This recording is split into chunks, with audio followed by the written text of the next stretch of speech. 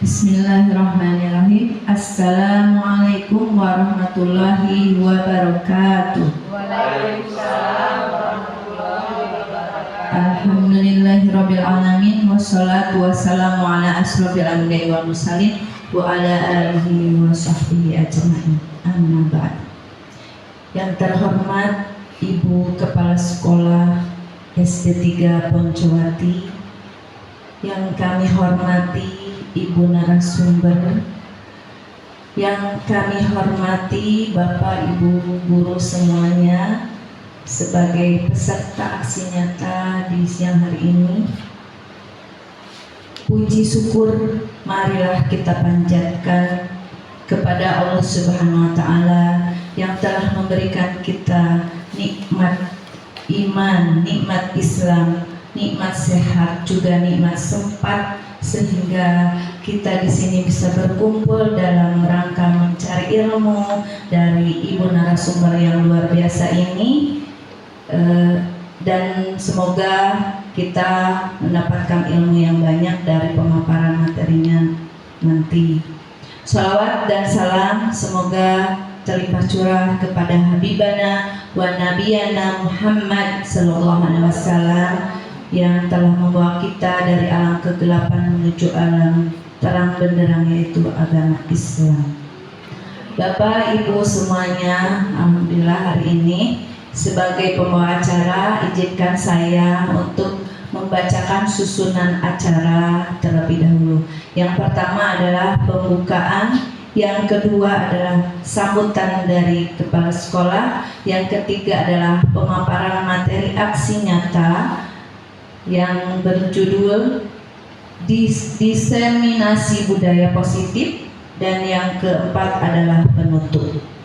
Baiklah Bapak Ibu semuanya, untuk menginjak acara yang pertama yaitu pembukaan, marilah kita buka acara ini dengan ucapan Bismillahirrahmanirrahim bersama-sama. Bismillahirrahmanirrahim. Untuk acara selanjutnya yaitu sambutan yang akan disampaikan oleh kepala sekolah kita, yaitu Ibu Umi Suprapti SPD SD. Kepadanya kami persilahkan. Bagaimana Bapak Ibu guru? Masih semangat? Semangat, alhamdulillah. Terima kasih atas kesempatannya, atas waktunya yang diberikan oleh Ibu membawa acara. Sebelumnya saya mengucapkan terima kasih banyak kepada Ibu Nelia yang nantinya akan memaparkan aksi nyata tentang diseminasi budaya positif. Bapak Ibu yang kami banggakan, marilah kita ikuti apa nanti paparan yang akan disampaikan kepada Bapak Ibu semuanya, yang itu merupakan suatu ilmu yang sangat bermanfaat dalam kita melaksanakan pembelajaran di dalam kelas. Juga saya mengucapkan terima kasih kepada Ibu Nelia yang sebagai narasumber yang bersedia untuk berbagi kepada kita tentang ilmu, bagaimana kita memberdayakan murid kita, kelas kita menjadi budaya yang positif. Jadi untuk kegiatan ini kami berharap Bapak Ibu untuk mengikuti, dan yang nantinya apabila itu ada positifnya, ada manfaatnya, kita laksanakan, kita paparkan di kelas kita, tempat kita mengadakan belajar mengajar di dalam kelas. Hanya itu mungkin sambutan dari saya. Sekali lagi saya mengucapkan terima kasih kepada Bapak Ibu guru yang kami banggakan, dan terima kasih kepada Ibu Nelia yang juga kami banggakan. Hanya itu, waktu saya kembalikan ke Ibu Fatimah. Saya minta maaf apabila ada kata-kata yang kurang ataupun tidak berkenan selama saya menyampaikan pesan-pesan ini. Billahi taufiq wal hidayah. Wassalamualaikum warahmatullahi wabarakatuh. Waalaikumsalam warahmatullahi wabarakatuh.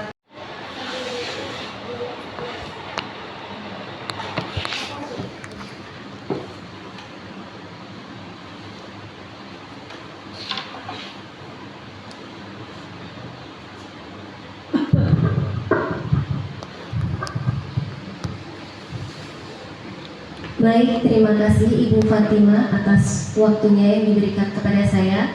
Assalamualaikum warahmatullahi wabarakatuh.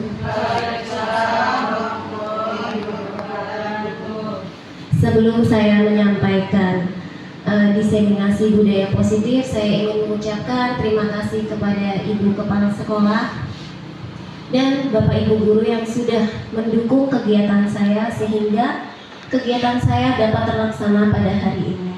Baik Bapak Ibu, di sini izinkan saya untuk berbagi praktik baik mengenai diseminasi budaya positif, di mana diseminasi budaya positif itu terdiri dari perubahan paradigma belajar,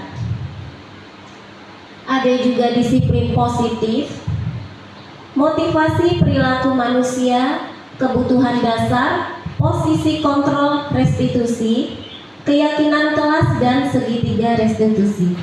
Mungkin di sini masih asing dengan kata-kata restitusi, paradigma.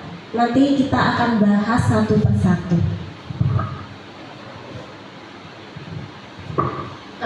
Dan mohon maaf kepada Bapak Ibu, saya di sini bukan berarti saya sudah menguasai materi ini dan saya sudah baik, tapi saya di sini juga masih belajar. Kita sama-sama belajar agar kedepannya pembelajaran kita berpihak kepada murid bisa lebih terlaksana dengan baik. Baik Bapak Ibu, di depan diseminasi budaya positif tadi sudah saya singgung, ada 6 diseminasi budaya positif. Sebelum kita ke budaya positif, Bapak dan Ibu, ada yang sudah mengenal budaya positif belum di sini? Apa sih arti dari budaya positif itu?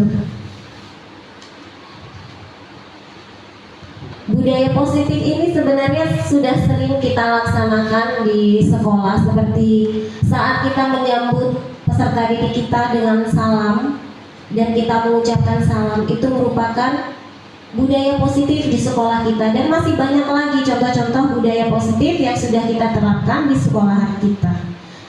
Namun pada saat ini saya akan mempelajari lebih dalam lagi budaya positif yang harus kita terapkan dan yang belum kita terapkan di sekolah. Baik, sebagai seorang guru, kita harus memiliki kemampuan dalam mewujudkan budaya positif di sekolah. Itu artinya budaya positif tersebut dapat dijalankan dengan menerapkan konsep-konsep inti seperti disiplin positif. Ini ada juga keterkaitannya di PMM ya Bapak Ibu. Kebetulan kita kemarin mengambil kinerja kita, perbaikannya tentang disiplin positif. Lalu yang kedua, memahami motivasi perilaku manusia berkaitan dengan hukuman dan penghargaan. Nah, ini juga berkaitan dengan bagaimana cara kita mengatasi anak-anak yang mengalami masalah. Apakah kita memberi hukuman atau memberi penghargaan? Lalu yang ketiga, posisi kontrol seorang guru. Nah, posisi kontrol ini kita yang sebagai mengontrol, sebagai tiang pemecah masalahnya. Lalu pembuatan keyakinan kelas atau sekolah dan penerapan segitiga restitusi dalam penyelesaian masalah. Baik, apakah Bapak atau Ibu setuju bila Ini sebelum kita kupas lebih dalam lagi mengenai diseminasi budaya positif, ada beberapa pertanyaan pemantik dari saya. Apakah Bapak Ibu setuju bila pemberian hukuman dapat mendisiplinkan siswa? Setuju? Baik. Yang kedua, pemberian hukuman dengan hal positif seperti membersihkan lingkungan sekolah dapat meningkatkan disiplin siswa. Ya, dapat. Setuju? Ya, setuju. Lalu yang ketiga, memberikan penghargaan atau hadiah dapat meningkatkan motivasi siswa. Iya. Setuju. Baik. Di sini kita akan mempelajari perubahan paradigma belajar.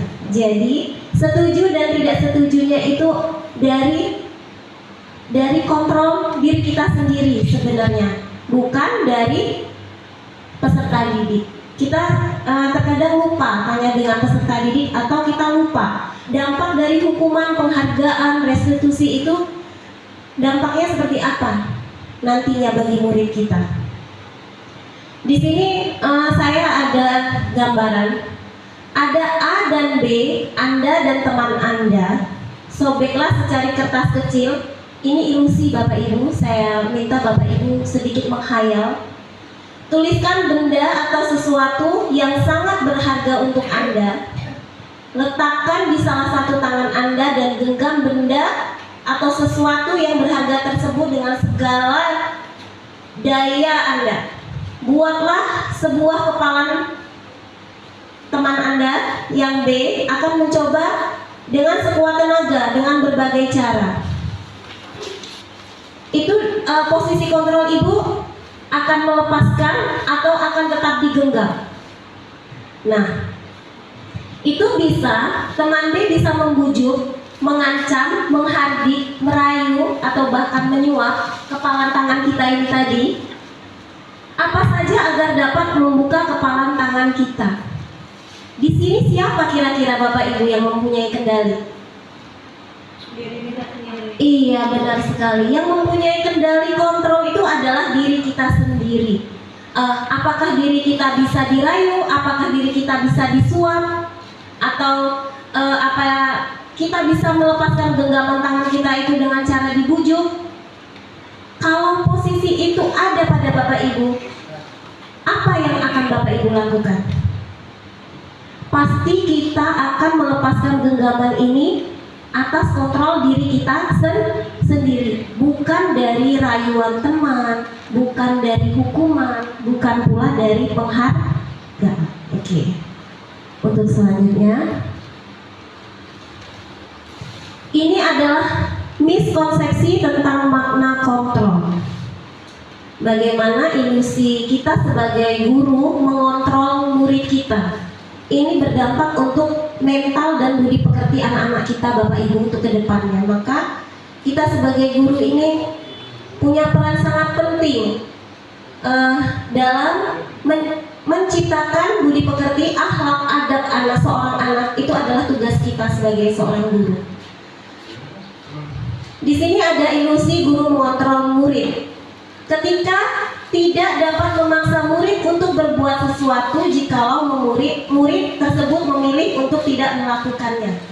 Ini ilusi guru yang mengontrol murid. Lalu yang kedua ada ilusi bahwa kritik dan membuat orang merasa bersalah dapat menguatkan karakter.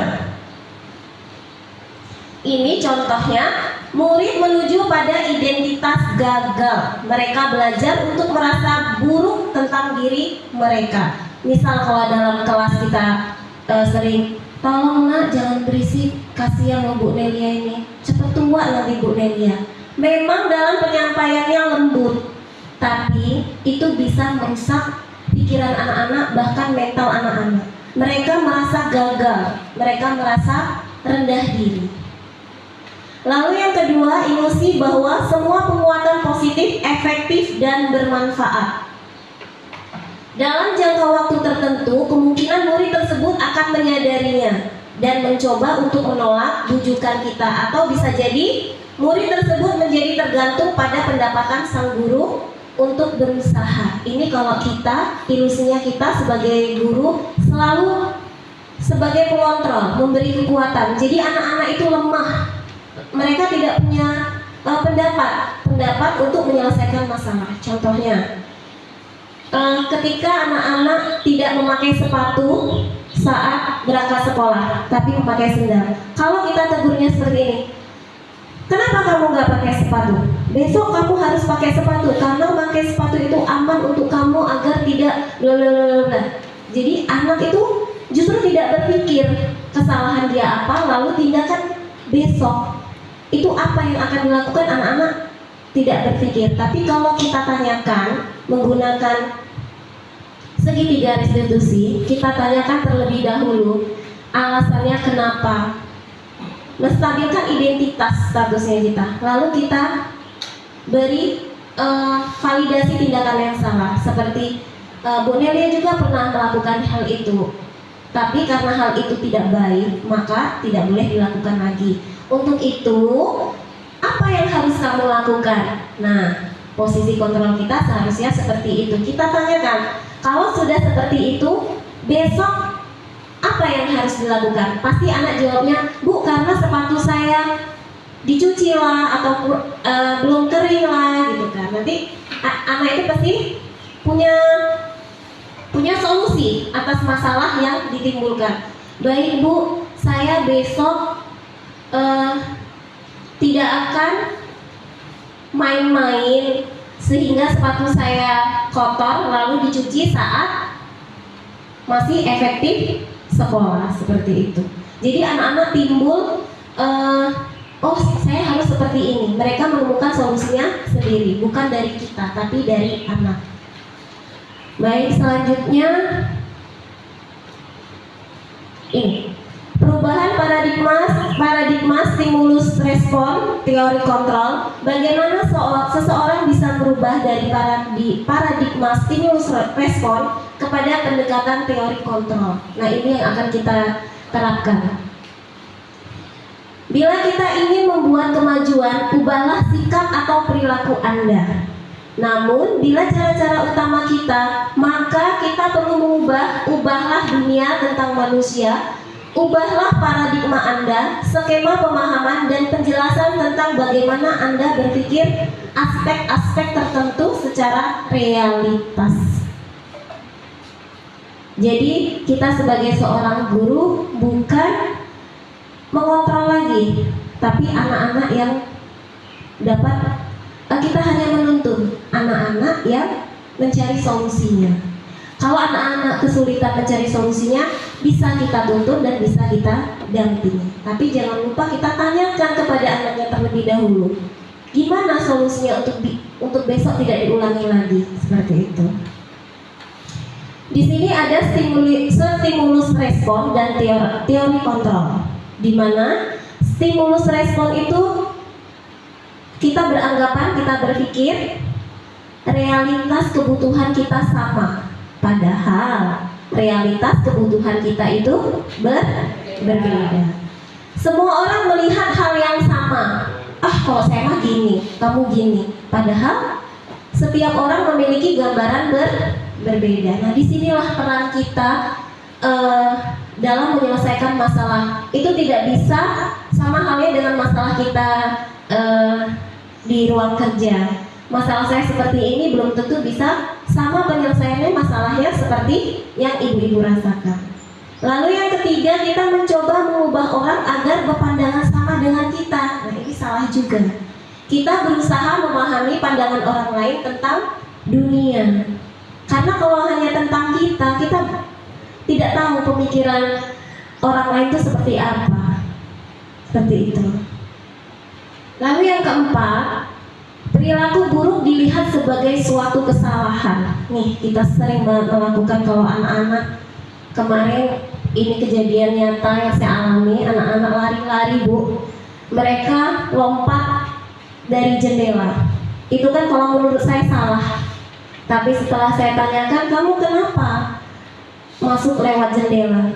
Oh Bu, saya lagi mainan. Main-mainan apa? Kan nggak harus lompat-lompat jendela. Kita ada pintu, kenapa lewat jendela? Gitu. Tapi saya tidak mengejas anak itu, kamu besok harus gini. Tapi saya tanya alasan dia lompat dari jendela itu apa? Ternyata saya lagi bermain peran, Bu, sama si A, main curi-curian. Satu berperan sebagai maling, satu sebagai polisi. Jadi oh seperti itu. Jadi mereka itu mendalami perannya sehingga mereka lewat-lewat dari jendela. Tapi pandangan awal kita pasti, kamu kenapa? Pasti nakal, pasti udah konsep di sini, anak ini kayak gitu. Tanpa kita tanya alasannya terlebih dahulu. Lalu selanjutnya, saya bisa mengontrol orang lain. Padahal kita tidak bisa mengontrol orang lain. Kalaupun kita berusaha mengontrol orang lain, pasti kalau orang lainnya itu tidak berkehendak, berontak dalam hatinya. Iya atau iya Bapak Ibu? Ya. Oke, selanjutnya pemaksaan ada pada saat bujukan gagal. Nih yang sering rayu-rayu juga ini. Yang harus dilakukan kolaborasi dan konsensus menciptakan pilihan-pilihan baru. Kita kasih pilihan, bukan dikasih rayuan. Seperti itu. Lalu yang terakhir, model berpikir menang atau kalah. Saya kalau ini pokoknya dia harus nurut sama saya. Padahal tidak. Model berpikir menang. Kita harus sama-sama mendapatkan solusinya. Baik Bapak Ibu, untuk selanjutnya yang kedua yaitu disiplin positif. Cara penerapan disiplin yang mengajarkan anak bertanggung jawab dan menumbuhkan kesadaran diri berdasarkan nilai-nilai kebajikan. Nilai-nilai kebajikan itu seperti keadilan, keselamatan, tanggung jawab, kejujuran, rasa syukur, berprinsip, integritas, kasih sayang, rajin, berkomitmen, percaya diri, kesabaran, keamanan, dan lain-lain. Nah, ini berhubungan dengan kurikulum kita, yaitu kurikulum merdeka. Di mana kurikulum merdeka itu sebenarnya bukan pemerintah ngasih kebebasan kita dalam belajar, namanya kurikulum merdeka, ya udah kita merdeka, tapi bukan seperti itu maksudnya. Maksudnya merdeka itu kita memerdekakan anak. Kita tidak boleh lagi memaksa kehendak anak. Kita harus benar-benar berpihak pada murid. Seperti itu. Lalu yang kedua, dapat membuat murid memahami dan menyadari berdasarkan motivasi internal, bukan akibat paksaan, pujian, atau hukuman. Ini harus dari dalam hati anak, bukan pengaruh dari kita. Di sini ada nilai-nilai kebajikan yang disepakati bersama lepas dari suku, bangsa, agama, bahasa, maupun latar belakangan yang sudah disempurnakan, yaitu kurikulum merdeka. Ini merupakan profil pelajar Pancasila. Di sini Bapak Ibu sudah hafal ya Bapak Ibu, di mana nilai-nilai kebajikan di kurikulum merdeka itu yang pertama beriman, bertakwa, mandiri, bernalar kritis, berkebinekaan global, bergotong royong, dan kreatif. Ini saya rasa ibu-ibu sudah paham maksud dari ke-6 dimensi profil pelajar Pancasila. Lalu yang ketiga, motivasi perilaku manusia. Ini cara-cara kita memotivasi anak-anak kita untuk menghindari ketidaknyamanan atau hukuman. Ini tiga langkah yang harus guru kuasai dalam memotivasi perilaku manusia ya Bapak Ibu. Yang pertama, menghindari ketidaknyamanan atau hukuman. Ini kita sudah menghindari ketidaknyamanan itu berupa hukuman. Lalu yang kedua, mendapatkan imbalan atau penghargaan dari orang lain. Dan yang ketiga, menjadi orang yang menginginkan dan menghargai diri sendiri dengan nilai-nilai yang mereka percaya. Jika anak-anak kita masih terdapat perilaku menghindari ketidaknyamanan atau hukuman atau mendapatkan imbalan atau penghargaan dari orang lain, ini merupakan motivasi eksternal dari luar, berarti kita yang mempengaruhinya. Nah, Apa upaya yang harus kita lakukan, Bapak Ibu? Upaya yang harus kita lakukan adalah kita memberikan motivasi internal dari dalam diri murid, bukan dari kita, bukan dipengaruhi kita. Agar apa yang mereka inginkan dan dapat menghargai diri sendiri dengan nilai-nilai yang mereka percaya. Untuk itu, hindari ketidaknyamanan atau hukuman. Sebelum kita melanjutkan materi kebutuhan dasar manusia ini yang tidak kalah menarik lagi, supaya kita semangat, kita ice breaking dulu ya Bapak Ibu. Oke. Di sini kita kalau di rumah kita nggak pernah India-Indiaan, di sini kita India-Indiaan dulu, biar nggak ngantuk. 2, 3.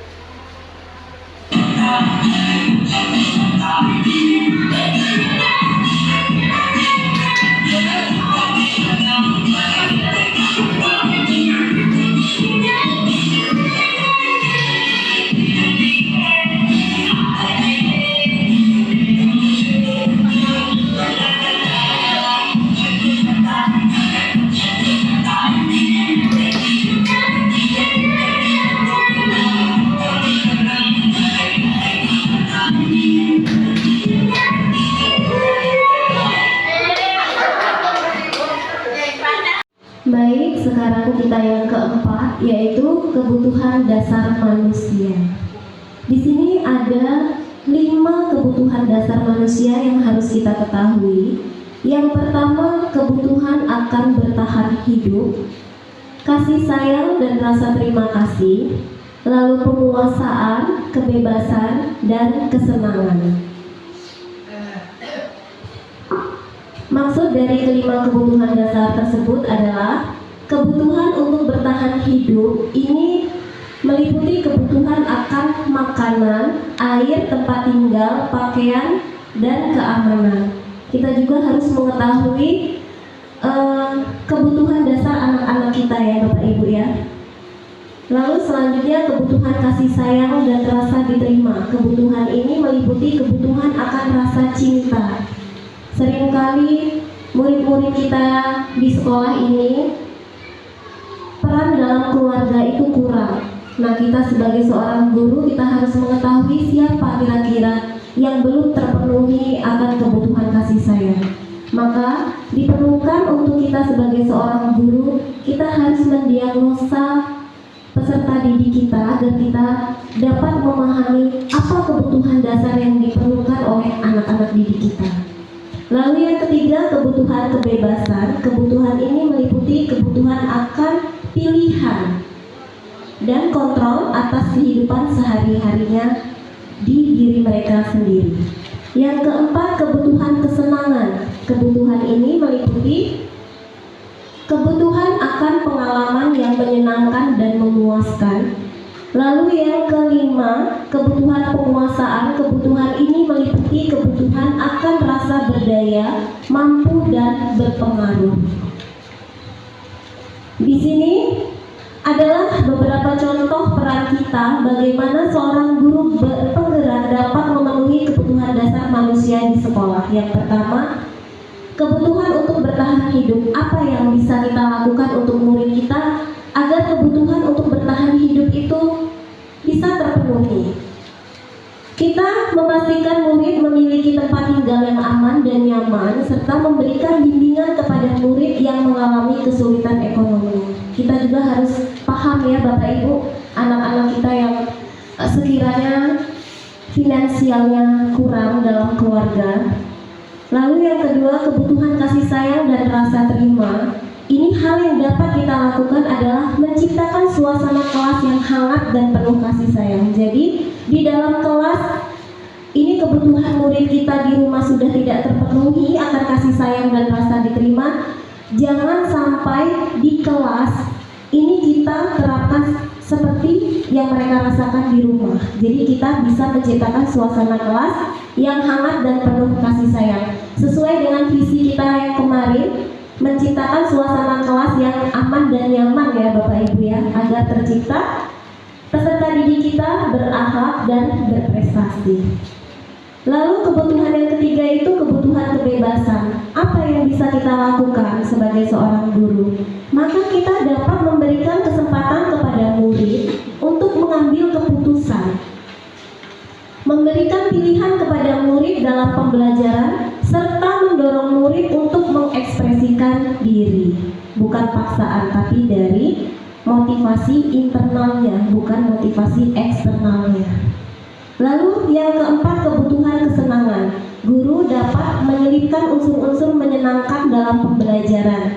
Jadi tidak tegang dalam pembelajarannya Bapak Ibu. Kita bisa melakukan pembelajaran itu dengan metode yang menyenangkan. Banyak. Bagaimana cara kita menerapkan metode menyenangkan? Di YouTube banyak Bapak Ibu, kita cari referensinya. Lalu yang kelima, kebutuhan penguasaan.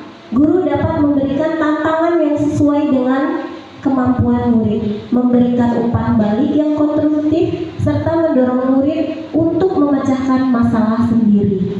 Nah, ini biasanya di dalam kelas, terutama saya masih jarang menerapkan reflektif atau umpan balik kepada peserta didik saya. Saya jarang menanyakan kepada anak-anak, bagaimana anak-anak pembelajaran hari ini? Apakah anak-anak senang? Apa anak-anak itu merasa kurang semangat atas metode pembelajaran yang sudah saya lakukan? Hal ini kadang terabaikan oleh saya. Nah, untuk selanjutnya, hal-hal yang seperti ini akan saya terapkan di dalam kelas sehingga murid-murid itu lebih semangat dalam pembelajaran. Kita dapat mengetahui kebutuhan murid kita sehingga pembelajaran kita benar-benar berpusat pada peserta didik, bukan sesuai dengan keinginan kita. Maka jika semua terpenuhi 5 kebutuhan dasar ini akan menciptakan perilaku peserta didik kita berperilaku positif di kelas dan di lingkungan luas sekolah. Bapak Ibu, yang kelima yaitu posisi kontrol seorang guru. Yang pertama itu penghukum, kedua pembuat merasa bersalah, dan yang kelima itu sebagai manajer. Baik, kita lanjutkan posisi kontrol restitusi ini. Sebagai penghukum, ini biasanya kita menghardik. Kalau membuat merasa bersalah ini biasanya kita ceramah metodenya, menunjukkan kekecewaan yang mendalam. Kalau kita posisi kontrol kita sebagai teman, membuatkan alas-alasan untuk murid-murid. Cara berbicara kita itu seperti teman kepada murid-murid. Lalu yang keempat, sebagai pemantau, menghitung dan mengukur. Jadi menghitung-hitung. Kamu kemarin sudah melakukan kesalahan berapa kali? Ayo, besok kamu nggak boleh lagi. Ini yang sudah keberapa kali? Itu posisi kontrol kita sebagai pemantau. Akan tetapi kalau posisi kontrol kita sebagai manajer, yaitu kita mengajukan pertanyaan-pertanyaan yang lebih relevan kepada murid-murid kita. Nah, dari 5 posisi kontrol seorang guru, maka posisi kontrol seorang guru sebagai manajer ini adalah pilihan yang terbaik dari 4 posisi kontrol yang sudah saya sebutkan, yaitu sebagai penghukum, pembuat merasa bersalah, dan sebagai apa Bapak Ibu? Pemantau dan sebagai teman. Posisi kita sebagai manajer yaitu kita harus berbuat sesuatu bersama murid, mempersilahkan murid mempertanggungjawabkan perilakunya dan mendukung murid agar dapat menemukan solusinya atas permasalahannya sendiri. Ini posisi kita sebagai manajer. Posisi manajer mengacu pada restitusi yang dapat menjadikan murid sebagai manajer bagi dirinya sendiri sehingga tercipta identitas positif atau berhasil pada diri murid. Keenam yang akan dibahas yaitu tentang keyakinan kelas dan segitiga restitusi. Sebelumnya kita harus mengetahui keyakinan kelas itu seperti apa. Guru berperan dalam mewujudkan terbentuknya keyakinan sekolah atau kelas dengan adanya kesepakatan antara guru dan murid. Ini kata kuncinya ya Bapak Ibu. Jadi kita kalau membuat keyakinan kelas harus ada kesepakatan antara murid dan guru. Jangan kita yang menentukan. Lalu yang kedua, keyakinan sekolah atau kelas berupa pernyataan universal. Artinya yang mudah diingat, dipahami, dan harus diterapkan dalam lingkungan sekolah. Tapi kita biasanya kalau kelas rendah, kita tidak bisa memaksakan anak-anak itu untuk berkata-kata ke hal positif. Maksudnya tidak menggunakan kata tidak. Biasanya kan kalau tata tertib itu kan tidak boleh kencing sembarangan, tidak boleh makan di saat jam pelajaran. Itu kita bantu kepada anak-anak supaya anak-anak bisa memahami lebih baik. Mengapa keyakinan sekolah? Mengapa Bapak Ibu? Di sini saya akan memberi pertanyaan pengantin ya Bapak Ibu ya. Mengapa keyakinan kelas? Mengapa tidak peraturan kelas? Ada yang bisa memberikan tanggapannya? Ya Bu Fatimah. Saya Bu. Insya Allah saya akan menjawab apa yang dipertanyakan oleh Bu Nelia. Mungkin jawabannya kalau perbedaan kunci dari keyakinan kelas dengan peraturan kelas itu, yaitu kalau keyakinan kelas semua peraturannya itu dibicarakan bersama di antara guru dengan siswa itu sendiri. Tapi kalau peraturan kelas, maka peraturan itu hanya dibuat oleh guru, yaitu satu pihak, sehingga murid itu harus patuh dan taat dengan peraturan yang guru sampaikan itu, yang guru berikan itu. Sehingga hal itu dapat menciptakan atmosfer yang kurang positif bagi pembelajaran di kelas. Itu mungkin itu jawaban saya. Terima kasih. Baik, bagus sekali ya Bu Fatimah atas jawaban yang diberikan. Memang betul, mengapa keyakinan kelas tidak peraturan kelas? Karena kalau keyakinan itu kita buat itu berdasarkan kesepakatan antara guru dan murid, sehingga kesepakatan itu berasal dari keyakinan mereka.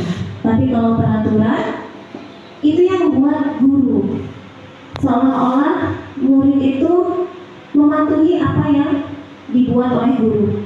Itu cuma satu pihak aja. Tapi kalau keyakinan antara dua pihak, guru dan murid itu sendiri. Baik, terima kasih Bu Fatimah atas jawabannya yang sangat luar biasa. Untuk selanjutnya yaitu materi kita yang keenam, keyakinan kelas dan segitiga restitusi. Segitiga restitusi dalam penyelesaian masalah. Guru yang berperan sebagai manajer menggunakan segitiga restitusi dalam penyelesaian masalah melalui 3 tahapan, yaitu menstabilkan identitas, validasi tindakan yang salah, dan menanyakan keyakinan. Tujuannya apa? Tujuannya adalah menghasilkan murid yang mandiri dan bertanggung jawab. Yang pertama, menstabilkan identitas. Berdasarkan prinsip bahwa membuat kesalahan adalah bagian dari proses pembelajaran, berperan menggeser identitas murid dari identitas gagal ke identitas sukses. Jangan mengkritik murid yang sedang mengalami identitas gagal. Nah, pertanyaan yang bisa kita ajukan itu seperti ini Bapak Ibu. Yang pertama, Bapak Ibu bisa mengatakan berbuat salah itu tidak apa-apa. Lalu yang kedua, tidak ada manusia yang sempurna. Atau Bu Guru juga pernah melakukan kesalahan seperti itu. Ini merupakan menstabilkan identitas. Jadi kita tidak mematahkan serta-merta kesalahan anak. Lalu bisa juga kita bertanya, kamu berhak merasa begitu? Atau apakah kamu sedang menjadi teman yang baik buat dirimu sendiri? Nah, itu adalah contoh-contoh dari pertanyaan menstabilkan identitas. Lalu yang kedua, setelah kita menstabilkan identitas, langkah selanjutnya adalah validasi tindakan yang salah. Berdasarkan prinsip setiap perilaku berupaya memenuhi suatu kebutuhan tertentu guru akan menggeser dari pemikiran stimulus merespon, menjadi proaktif, mengenali dan mengakui kebutuhan murid. Ini dapat memperbaiki hubungan dengan murid. Pertanyaan yang bisa kita ajukan itu ada beberapa contoh di sini Bapak Ibu Guru. Yang pertama, padahal kamu bisa melakukan yang lebih buruk dari ini ya. Ini memancing anak-anak supaya bisa berpikir proaktif. Lalu yang kedua, kamu pasti punya alasan mengapa melakukan hal itu. Lalu ketiga, kamu patut bangga pada dirimu sendiri karena kamu telah melindungi sesuatu yang penting buatmu. Ini tergantung dari permasalahan anak itu. Ya, tinggal kita sesuaikan anak-anak itu melakukan melanggar keyakinan kelas apa. Nah, ini contoh-contoh pertanyaan yang bisa dilakukan pada proses validasi tindakan yang salah. Lalu yang ketiga, ini yang tidak kalah pentingnya adalah menanyakan keyakinan. Nah, pertanyaannya itu bisa apa yang kita yakini di kelas. Nah, untuk itu Bapak Ibu penting bagi kita di kelas menerapkan keyakinan kelas. Jadi, suatu ketika anak-anak kita ada masalah dan itu berkaitan dengan keyakinan kelas, kita bisa bertanya dengan anak-anak, ini anak-anak sudah melanggar keyakinan kelas apa? Nah, kita mengingatkan kepada anak-anak keyakinan kelas apa yang sudah dilanggar. Seperti itu.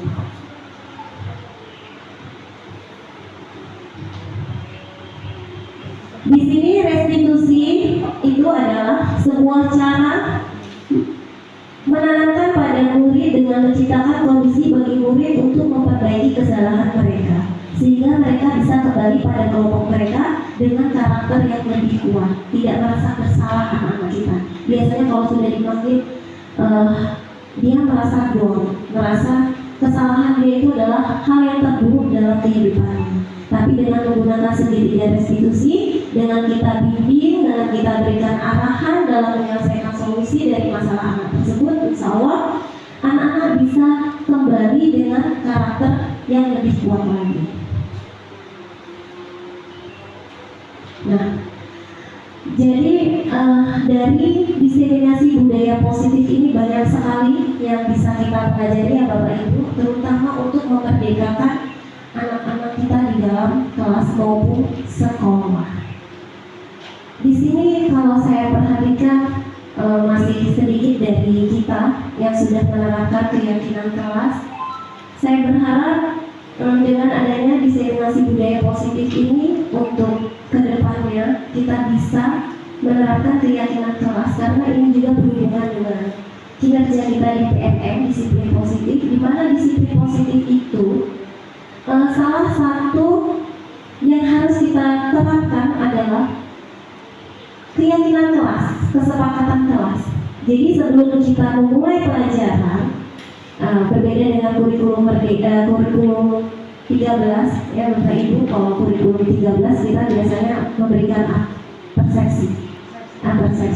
Kalau di kurikulum merdeka ini kita ada aturan-aturan sedikit keyakinan kelas kita, seperti kalau masih anak kelas 1 tidak apa-apa ya Bapak Ibu, dia masih nulis seperti ini keyakinan kelasnya, tidak menyontek, tidak boleh minta duit karena tidak boleh nyontek. Tapi kita di sini kita simpulkan bahwa tidak menyontek ini adalah keyakinan kelas apa anak-anak?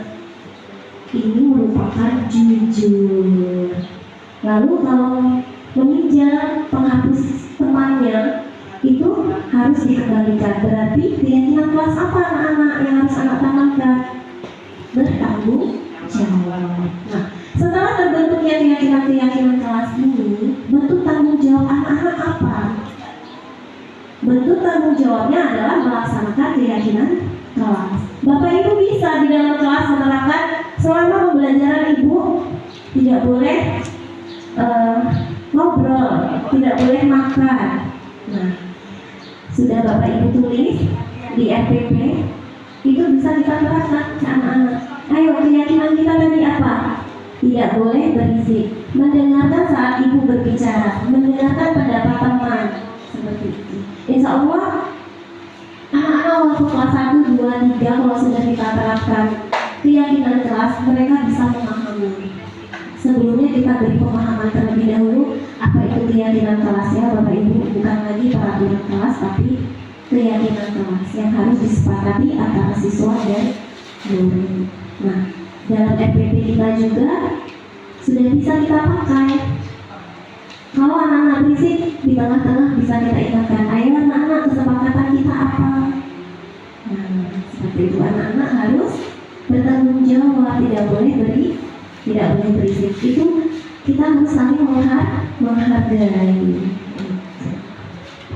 Di sini saya mencoba menerapkan budaya positif, yaitu menggunakan posisi kontrol saya sebagai manajer Ibu kemarin.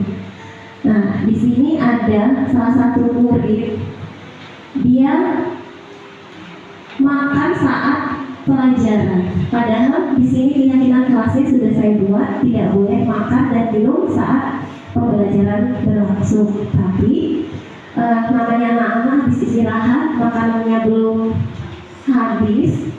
Jadi saya menjelaskan dia sambil curi-curi makan. Nah, lalu saya terapkan di sini. Saya panggil anaknya. Ketika saya tanya, Jul tahu kenapa kira-kira Dumelia panggil? Dia tahu Bapak Ibu kesalahan dia. Tanpa kita harus, ayo kamu tadi makan kan, kamu di kelas, guru tahu loh. Nah, kita tanya baik-baik.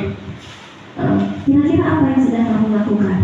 Lalu dia menjawab, saya makan saat pelajaran. Karena peraturan itu, keyakinan itu dibuat oleh dia sendiri, murid sendiri, dan sudah disepakati bersama-sama, sudah tanda tangan, tidak boleh melanggar keyakinan. Jadi dia tahu keyakinan apa yang sudah dilanggar. Lalu saya tanya, di sini validasi tindakan yang salah.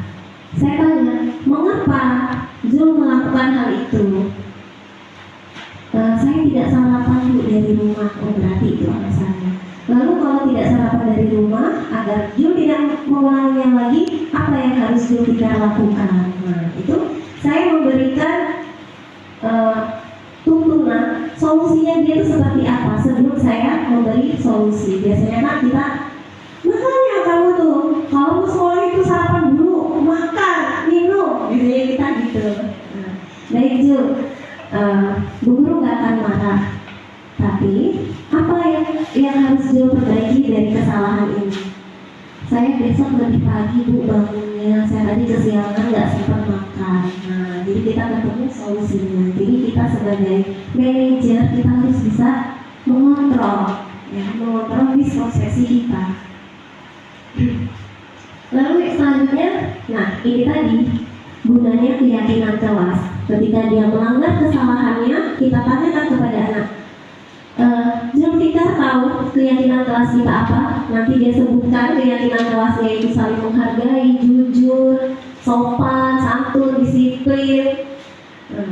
Nah, dari keyakinan kelas itu apa yang sudah Zulfikar langgar? Nah, dia akan menyebutkan. Lalu besok akankah Zulfikar ulangi lagi?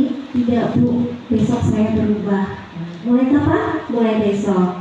Nah, seperti itu ya Bapak Ibu, cara kita menyelesaikan permasalahan ketika anak-anak melakukan kesalahan. Kita dapat menerapkan posisi kontrol kita sebagai manajer. Selain kita seperti yang sudah saya jelaskan tadi, yaitu kebutuhan dasar manusia. Selain kita harus mengetahui kebutuhan dasar murid kita juga harus berperan sebagai manajer dalam mengontrol murid-murid kita. Ya.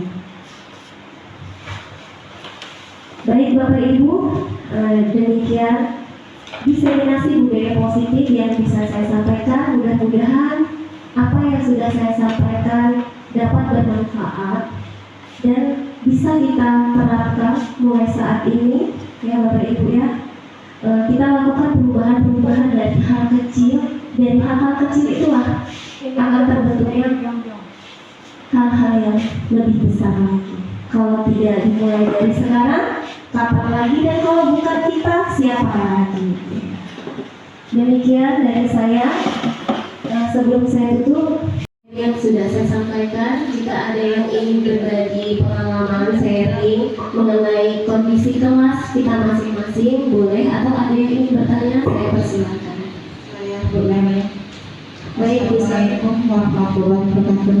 Waalaikumsalam warahmatullahi wabarakatuh. Terima kasih yang waktu diberikan kepada saya. Saya mau bertanya kepada Bu Nadia, bagaimana caranya membuat keyakinan di dalam kelas Bu Nadia? Baik Bu Sam, terima kasih, pertanyaannya bagus sekali ya. Nah, ini kita berbagi pengalaman ya Bu Sam dan ibu-ibu yang lain. Kalau saya menerapkan keyakinan di dalam kelas, biasanya hal yang pertama saya lakukan adalah saya beri penjelasan dulu ke anak-anak. Apa itu keyakinan kelas dan apa itu peraturan kelas? Ya, di mana keyakinan kelas itu adalah seperti yang sudah saya sampaikan, itu kesepakatan antara murid dan guru. Jadi anak-anak buat kesepakatan apa saja yang tidak boleh dilakukan selama di dalam kelas atau di luar kelas. Nanti guru yang menuntut, membimbing. Jadi kita beri kebebasan. Kalau saya kemarin saya bagikan sticky note anak-anak satu-satu, anak-anak tulis di situ bebas mereka mau tulis apa. Ada yang tidak boleh mencontek, tidak boleh nakal, tidak boleh jahil, tidak boleh memakai sepatu di dalam kelas, seperti itu ya besar, nggak apa-apa.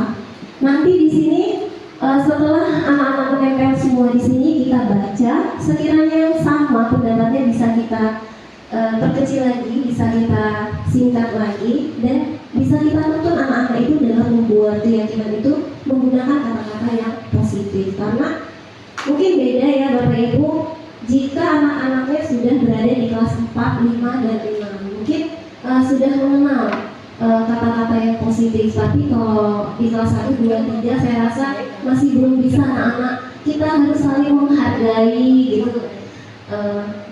Mereka pemikirannya belum sampai ke situ, masih yang tidak boleh nakal, tidak boleh jahil, tidak boleh cubit-cubitan, misalnya gitu. Nah, inilah peran kita sebagai seorang guru menuntut murid kita untuk membuat keyakinan kelas. Seperti itu Bu Sam kalau yang saya lakukan kemarin. Terima kasih Bu Nelia, setelah apakah mungkin saya bisa menerapkan apa yang saya peroleh dari Bu Nadia hari ini. Iya, Assalamualaikum warahmatullahi wabarakatuh. Waalaikumsalam warahmatullahi wabarakatuh. Saya tanyakan Nadia, Assalamualaikum warahmatullahi wabarakatuh. Waalaikumsalam warahmatullahi wabarakatuh. Terima kasih atas berbagai praktik baiknya. Di sini saya sebagai guru mata pelajaran, guru PJOK, saya mau menanyakan apakah untuk pelajaran PJOK bisa diterapkan untuk keyakinan kelas, dan apakah kelas besar dan kelas rendah itu sama atau berbeda? Itu pertanyaan saya. Terima kasih. Assalamualaikum warahmatullahi wabarakatuh. Waalaikumsalam warahmatullahi wabarakatuh. Baik, bagus sekali ya Bu Eka pertanyaannya. Ini bahkan saya tadinya tidak terpikirkan, oh iya, kok ini kayaknya khususnya untuk guru kelas saja. Bagaimana dengan guru bidang studi atau guru mata pelajaran? Ya. Di sini saya coba untuk menjawab ya Bu Eka. Kalau menurut saya, guru mata pelajaran itu bisa membuat keyakinan kelas. Masalahnya bagaimana penerapannya dari kelas 1 dan kelas 6. Nah, kalau untuk guru mata pelajaran ini kan berbeda ya dengan guru kelas yang kesehariannya kita sering bertemu. Kalau guru mata pelajaran kan hanya tertentu saja ya, seminggu sekali seperti itu. Jadi kalau menurut saya nggak apa-apa Bu Eka kita buat keyakinan kelas, karena kan setiap guru pasti menginginkan anak-anak itu kan berbeda. Mungkin kalau saya dalam pembelajaran itu lebih senang kalau anak-anak itu duduk tenang. Nah, beda dengan PJOK misalnya ya. Saya senang kalau anak-anak saya itu aktif. Nah, di situ bisa Bu Eka terapkan keyakinan-keyakinan anak-anak harus berpikir kreatif dan aktif. Nah, seperti itu bisa ditambahkan. Nah, Tidak beda dengan guru agama, biasanya lebih ke akhlak ya, ibu-ibu ya. Nah, itu bisa Bapak Ibu membuat keyakinan sendiri boleh, karena kan biasanya nih, apalagi anak SD, kalau bukan wali kelasnya biasanya tidak mau nurut. Seperti itu ya Bapak Ibu, pengalaman kita ya. Nah, jadi harus guru kelasnya. Jadi kalau kita guru mata pelajaran punya keyakinan, kita tanamkan ke anak-anak. Nah, kita itu harus saling menghargai. Menghargai itu bukan berarti menghargai hanya dengan wali kelas saja, tapi menghargai dengan guru lain. Sopan santun pun seperti itu. Harus dengan guru lain juga, bukan hanya guru kelas. Mentaati, patuh pun seperti itu. Nah, bisa ini guru mata pelajaran membuat keyakinan-keyakinan seperti itu kepada peserta didiknya dari kelas 1 sampai kelas 6. Bagus sekali pertanyaan Bu Eka ya. Terima kasih, mudah-mudahan jawaban saya bisa membantu ya Bu Eka. Terima kasih Bu atas penjelasannya. Insya Allah nanti setelah ini saya akan praktekkan di dalam kelas. Saya akan buat keyakinan kelas sesuai dengan kebutuhan di kelas masing-masing. Terima kasih. Iya, terima kasih kembali. Ibu di sini saya mau sedikit sharing ya Bu kita ya, berbagi pengalaman kita di dalam kelas. Nah, dalam posisi kontrol 5 posisi kontrol ini sebelum Bapak Ibu mengenal sebagai penghukum, pembuat merasa bersalah, teman, pemantau, dan manajer, posisi kontrol apa sih yang sebelumnya Ibu lakukan di dalam kelas atau di lingkungan sekolah? Ada yang ingin berbagi? Baik, Bu Cici. Baiklah, Assalamualaikum warahmatullahi wabarakatuh. Sebelumnya saya ucapkan terima kasih untuk kesempatan yang diberikan kepada saya. Selama ini posisi kontrol yang saya lakukan di kelas itu sebagai pemantau, memberikan hadiah dan hukuman. Yang selama ini saya pikir itu hal yang paling tepat. Ternyata setelah mengikuti kegiatan ini itu bukan yang tepat, malah yang kurang tepat ya Bu ya. Karena sebelumnya saya berpikir seperti ini, apabila anak diberikan hadiah, maka akan tumbuh jiwa semangatnya untuk melakukan terus kebaikan-kebaikan. Dan apabila diberikan hukuman, anak akan jerah. Tetapi ternyata itu salah. Karena anak melakukan sesuatu yang baik itu kemungkinan dia mengincar hadiahnya, dan apabila hadiah itu tidak ada, khawatirnya prestasi anak akan menurun karena dia merasa tidak ada hadiahnya, seperti itu. Dan hukuman pun seperti itu. Saya pikir dengan hukuman anak akan jerah, tetapi ternyata dengan adanya hukuman itu malah membuat rasa sosial anak itu malah rendah. Karena saya diberi hukuman, mungkin anak jadi minder, mungkin anak menjadi tidak ada rasa percaya diri. Nah, jadi setelah saya mengikuti kegiatan ini, ternyata hukuman dan hadiah itu bukanlah hal yang tepat, tetapi malah merusak jiwanya, emosinya. Karena kemungkinan anak akan terus melakukan kebaikan, prestasi, hanya ingin mengincar hadiahnya. Seperti itu.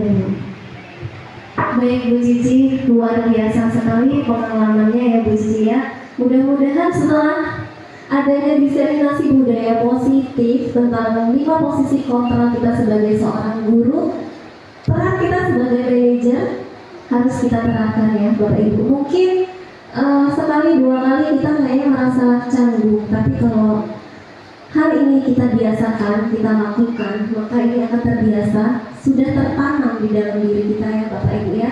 Mudah-mudahan akan terbentuk generasi peserta didik kita yang berakhlak, beradab, dan lebih berbudi pekerti kepada sesama dan kepada guru, kepada kepala sekolah, kepada lingkungan sekolah kita, sehingga akan berdampak kualitas pembelajaran kita yang kita inginkan, berpihak kepada murid, memerdekakan peserta didik. Seperti itu. Baik, terima kasih Bapak dan Ibu. Mudah-mudahan apa yang sudah saya paparkan materi hari ini dapat bermanfaat ya Bapak Ibu, dan mulai kita terapkan dalam pembelajaran kita sehari-hari. Baik Bapak Ibu, demikian diseminasi budaya positif yang bisa saya sampaikan. Mudah-mudahan apa yang sudah saya sampaikan dapat bermanfaat dan bisa kita terapkan mulai saat ini ya Bapak Ibu ya. Kita lakukan perubahan-perubahan dari hal kecil, dari hal-hal kecil itulah akan terbentuknya hal-hal yang lebih besar lagi. Kalau tidak dimulai dari sekarang, kapan lagi, dan kalau bukan kita, siapa lagi? Demikian dari saya. Sebelum saya tutup, mungkin saya ada pantun sebentar. Kalau ada jarum yang patah, Cakep. jangan disimpan di dalam hati. Kalau ada kata-kata yang salah, jangan disimpan di dalam hati. Terima kasih atas tepuk tangannya untuk Ibu. Saya akhiri. Wassalamualaikum warahmatullahi wabarakatuh.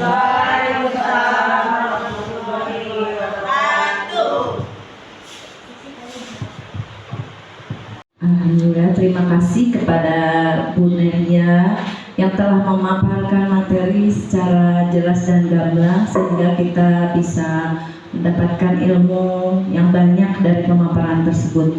Baiklah Bapak Ibu semuanya, menginjak acara yang terakhir yaitu doa dan tutup. Kita akhiri acara ini dengan ucapan hamdalah bersama-sama. Alhamdulillahirrahmanirrahim. Dan kita dengarkan bacaan doa yang akan dibawakan oleh Pak Samsudin. Kepada Pak Samsudin dipersilahkan. Warahmatullahi wabarakatuh. Bapak Ibu guru yang sungguh dirahmati Allah, marilah kita berdoa bersama. Mudah-mudahan kegiatan pada hari ini dari awal hingga akhir mudah-mudahan mendapat keberkahan, kelancaran dan ridha Allah Subhanahu wa taala. Bismillahirrahmanirrahim. Bismillahirrahmanirrahim.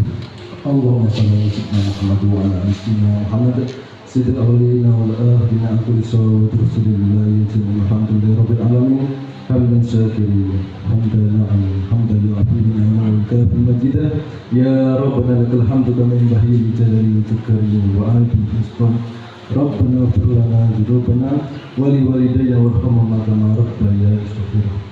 Allahumma ighfir lana abwaaba khair wa abwaaba barakah wa abwaaba nikmah wa abwaaba siyatih wa abwaaba salamah wa abwaaba afiyah wa abwaaba jannah. Rabbana hab lana min azwajina wa dhurriyyatina qurrata a'yun waj'alna muttaqina imama. Hasbunallahu wa ni'mal wakeel, ni'mal mawla wa ni'mal nasir, la hawla wa la quwwata illa billahil aliyyil azim. Rabbana taqabbal minna innaka antas samiul 'alim wa tub 'alaina innaka antat tawwabur rahim. Sallallahu alaihi wa sallam. Subhana rabbika rabbil izzati amma yasifun wa salamun 'alal mursalin walhamdulillahi rabbil alamin.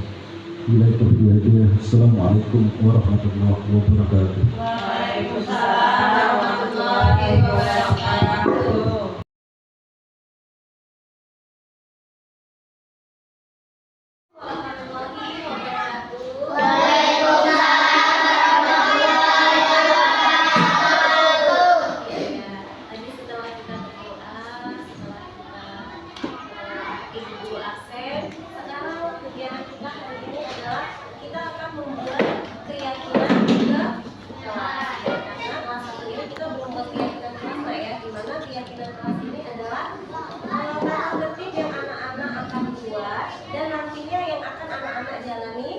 Di dalam kelas maupun di luar kelas.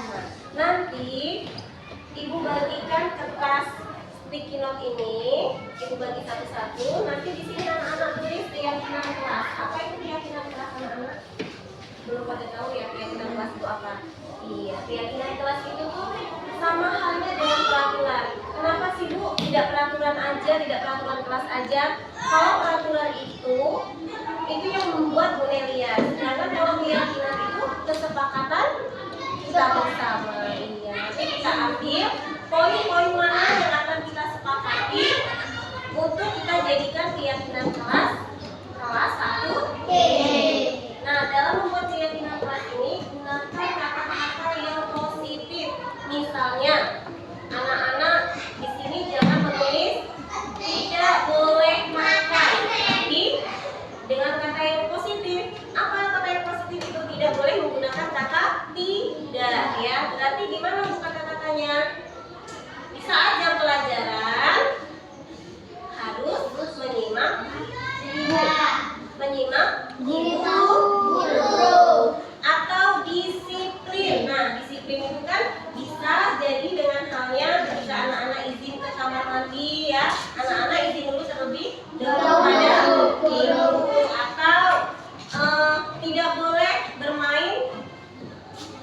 Tidak boleh bermain di dalam kelas saat pelajaran. Tidak boleh makan dan minum saat pelajaran. Itu merupakan hal positif dari disiplin. Bisa dibuat keyakinan kelasnya disiplin. Boleh yang punya keyakinan kelas lainnya, misalnya tidak boleh memakai sepatu saat masuk kelas. Boleh. Nanti anak-anak tulis di sini ya, Nak ya. Sekarang buku dibagikan. Nanti anak-anak tulis ya.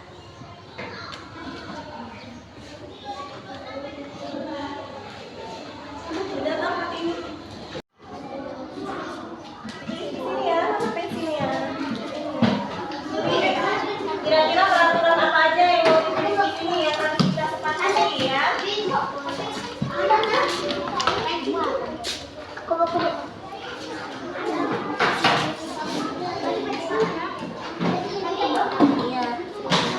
Nanti kan ditempel di sana ya Pak ya. Nanti kalau sudah selesai, tempel di kertas keyakinan kelas. Nanti tempel di sini ya.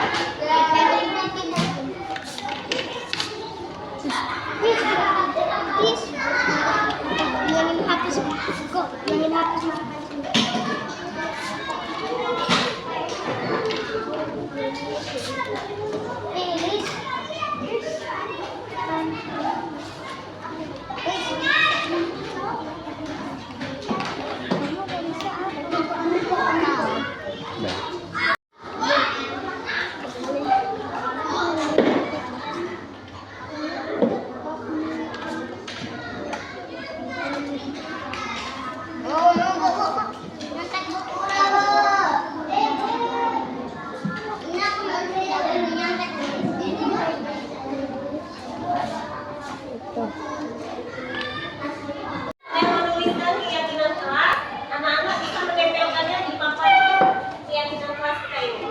Ya.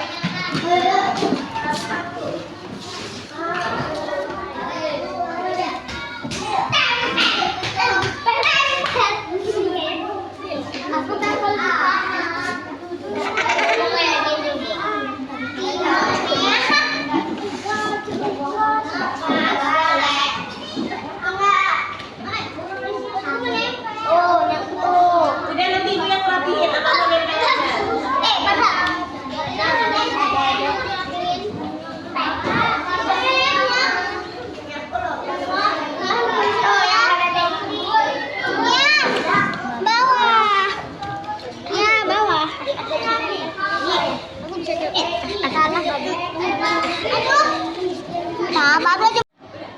Oke anak-anak, di sini anak-anak sudah menempelkan keyakinan kelas yang anak-anak buat Nak ya. Nah di sini ibu pandu anak-anak untuk menentukan keyakinan kelas kita. Di sini ibu baca terlebih dahulu. Yang pertama, tidak mencontek. Ini berarti apa ini Nak? Masuk ke dalam keyakinan apa? Hah? Berarti ini harus jujur. Tidak mencontek itu kan merupakan perilaku jujur. Berarti keyakinan kelas kita tidak boleh mencontek, itu berarti kita harus jujur. Oke, yang kedua, tidak boleh minta duit ke teman dan tidak boleh menyontek. Ya, ini sama ya. Tidak boleh buang sampah sembarangan. Masuk kelas harus melepas sepatu. Ini berarti disiplin. Mau masuk tidak boleh berisik. Ya, ini juga termasuk disiplin. Tidak boleh nakal. Tidak boleh nyontek. Ini juga termasuk perbuatan yang jujur. Dan kita di dalam kelas harus berbuat apa? Kalau tidak boleh nakal, berarti kita harus saling menyayangi dan menghargai. Oke, ini sama ya. Buku ambil, kita ambil yang poin-poinnya saja. Ini tidak boleh berisik, sama ya. Berarti anak-anak harus disiplin. Di sini harus jujur, oke. Harus disiplin, saling menyayangi. Lalu saling menghargai. Tidak makan di dalam kelas, ini juga masuknya disiplin. Tidak makan di saat jam pelajaran, disiplin.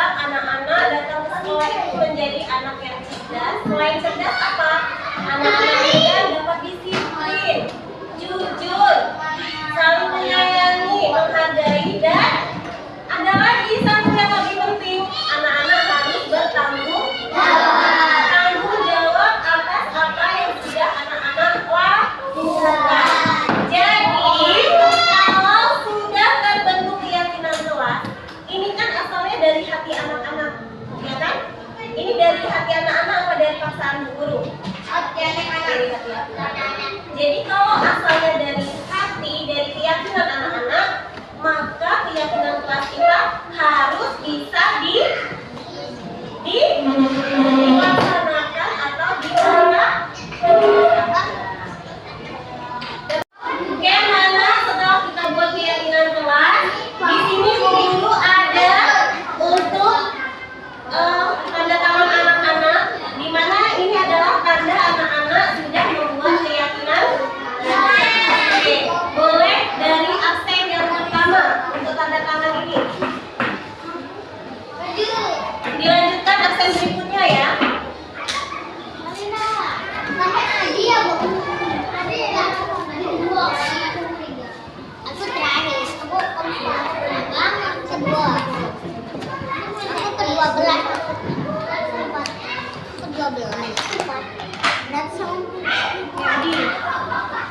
Nomor 3 siapa?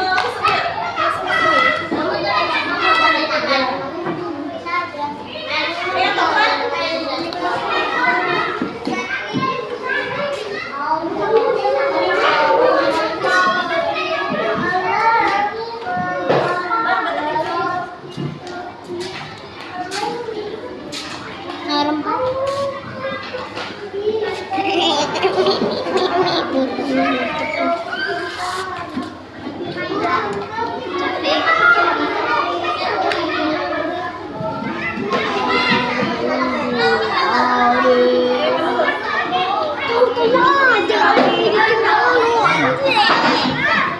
Betul.